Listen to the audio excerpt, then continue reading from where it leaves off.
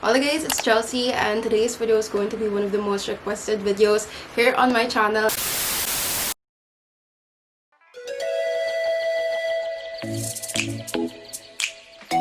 And I'm sorry if it took a while. Actually, this is my fourth time or third time filming this video. And hopefully, eto na yon. Kasi yung last time pala, sobrang pawis na pawis ako. So, sana hindi nyo masyado naririnig yung electric fan. Nuksan ko na kasi siya. Anyway, as you guys can see from the title, today I'm gonna show you how I edit my Instagram photos. There will be photos of me outside, photos of food, flatlays, how I make my collages, etc. Because I don't just do one edit for every photo. It really depends on what the photo looks like already. So, anyway, this intro is getting too long. So, if you guys want to see how I edit my Instagram photos, then please just keep on watching.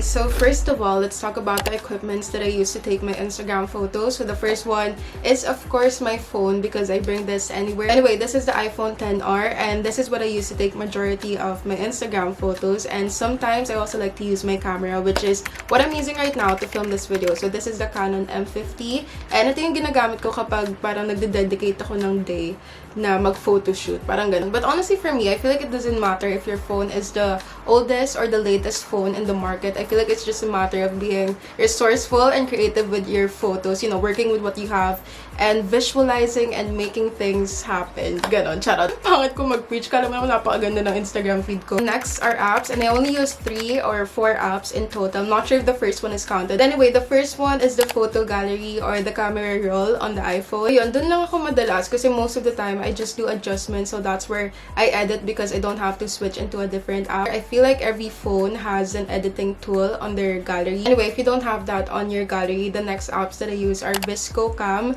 PixArt, and Snapseed. Yun talaga yung mga ginagamit ko ever since. Kapag bibili ako ng phone, yun yung parang tatlong OG ko. Yeah, later I'm gonna show you guys what features I like about every app. But before that, let's start with photo number 1 because medyo matagal na tayo. So, anyway, the first photo is an outfit shot of me outside. And as you guys can see, the setting is quite dirty. Parang dumi. Parang dugyot na itong pinagpicturan ko. Pero promise, hindi yan mabaho. Okay, so for this photo, I'm gonna show you guys how I make it look clean and make the photo seem more like it was taken sa good lighting. We're gonna start with the photo gallery or the editing tool on the camera roll. Okay, so the first adjustment that I do is I lower down the exposure to a 20. And after that, I'm gonna play with the brilliance. So yung brilliance kasi, gusto ko siyang tinataasan kasi para sa akin, parang binibigyan niya ng spotlight yung photo. Totoo lang, hindi ko talaga alam tong ginagawa ko. Usually, I just play around with all of these adjustments. So anyway, for brilliance, I'm gonna bring it up to a 10.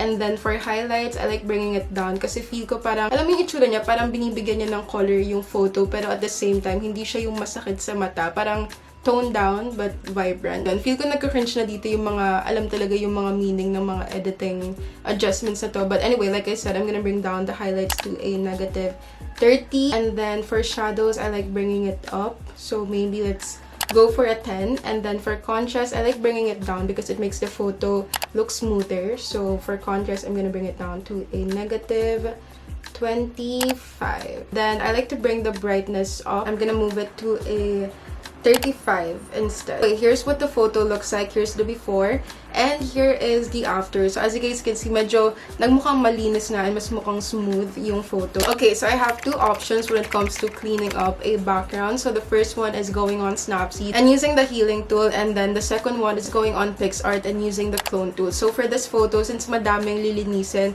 I feel like mas okay siya i-edit using PixArt. Anyway, you want to go on tools and then you want to select the clone tool. And so basically, you just put the circle sa malinis na part ng background. And then you want to lower down the capacity just so it doesn't look like it was literally copied. Lower down the capacity to a 60, mga ganun. Put the circle sa malinis na part. And then just move it, tapos takpan mo na yung mga madudumi. Anyway, yung paglinis ng photo, it really takes time. Pero para sa akin, mas madali linisin yung mga mas malaking dumi sa PixArt compared to Snapseed. Because for Snapseed, you have to go back and forth kasi minsan yung healing tool, hindi maganda yung pagka-copy niya. So, anyway, as you guys can see, sobrang smooth lang mag-edit using the clone tool. Madali lang maglinis ng background.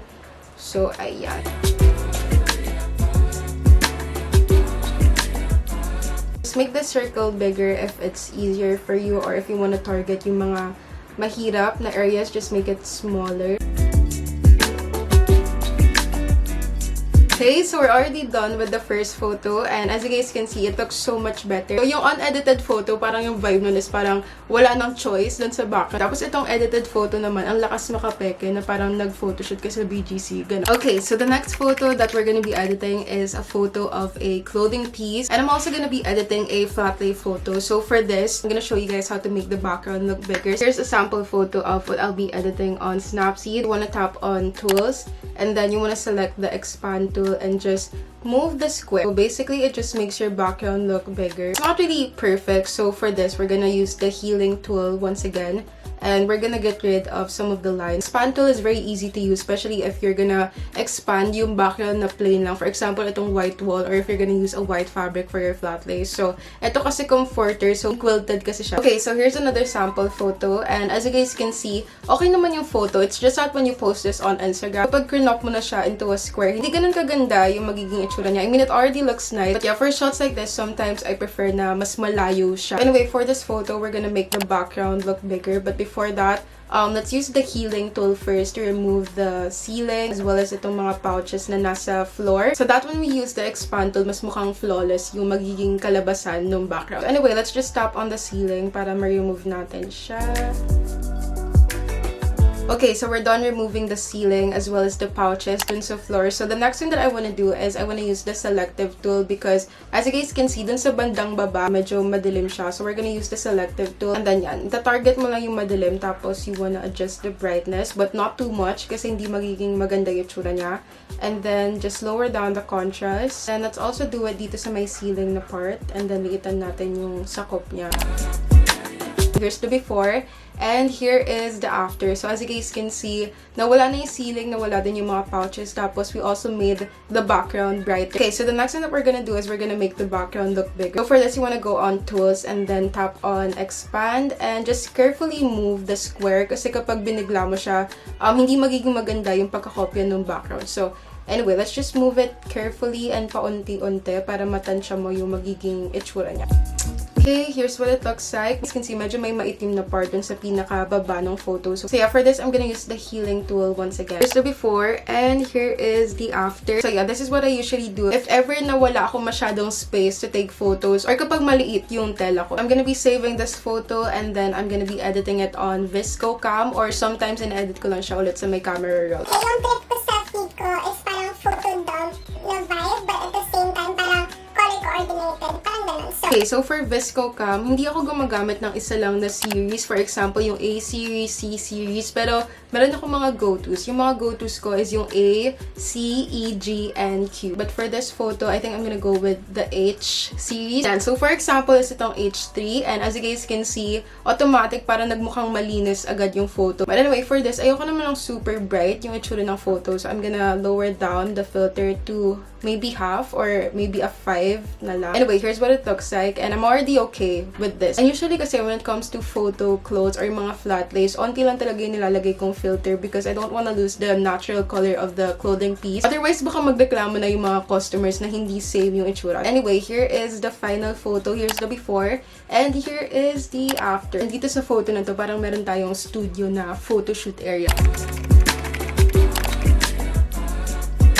So anyway, let's move on to collages. And basically, I just like to go on PixArt. This is an app that I highly recommend that you guys download. Kasi parang all-in-one na siya. Meron din siya mga fonts. This is actually where I edit majority of my thumbnails. Para sa akin, sobrang dami mo nang pwedeng gawin dito sa PixArt. So anyway, for collages, I basically just tap on the grid. I always like choosing 6 or 9 photos in total. Pag mga collage, ayoko nang kinakapalan yung border because it reminds me so much of the old Instagram. So for this photo, siguro wala na lang or siguro yung pinaka-manipes. So for our last photo, hindi ko to nabanggit kanina but sometimes I also like to use RNI films. I only use this app kapag yung vibe na gusto ko is parang film cam effect. Or kumbaga if may gusto akong i-post sa Instagram ko na hindi ko usually pinapost. For example, yung mga shots na sa gabi ko na pinicturan kasi sa feed ko gusto ko lagi maaraw, you know, afternoon shots. Ganun. Okay, so I took this photo of Gab around 6 or 7 p.m. around that time. So medyo madilim na and hindi na ganun kaganda yung lighting. So when you look at it up close, parang medyo grainy na siya. Anyway, for this photo, I'm gonna be using the RNI films.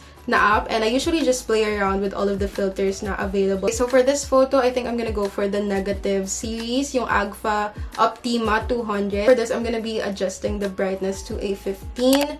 And then, I'm gonna lower down the exposure to a negative 20. Yung strength naman, bababaan ko siya to a 65 para magmukhang toned down. And then, I'm gonna be adding green. So, when you look at it up close, medyo low quality na yung photo. Kasi like I said, we took this at around 6 or 7 p.m. Sasadyain ko na yung pagka-greeny ng photo. I'm gonna be adding a strength of 16 for the grain. So anyway, for this, I think I'm gonna go for a 30 for the strength. And then after that, I'm gonna bring up the shadows to a 10. Highlights, I'm gonna bring it down ng super onti lang. Mga 80. I'm gonna go for a negative 70 for dust. And then lastly, I think I'm gonna be lowering down the post warmth to a negative 14. That's what I usually do kapag madilim na yung shot or parang medyo low quality na siya. Parang sinasadya ko na medyo grainy na yung photo. So I wanna make it look like it was taken sa film camera. So anyway, here's the before and here is the after photo. Okay, my battery is about to die. So that is it for today's video. I hope that you guys enjoyed and I hope you guys learned something. If you guys haven't followed me on Instagram yet, it's at Valencia, CLO Valencia. As always, thank you guys so much for watching and I will see you guys next time. Bye!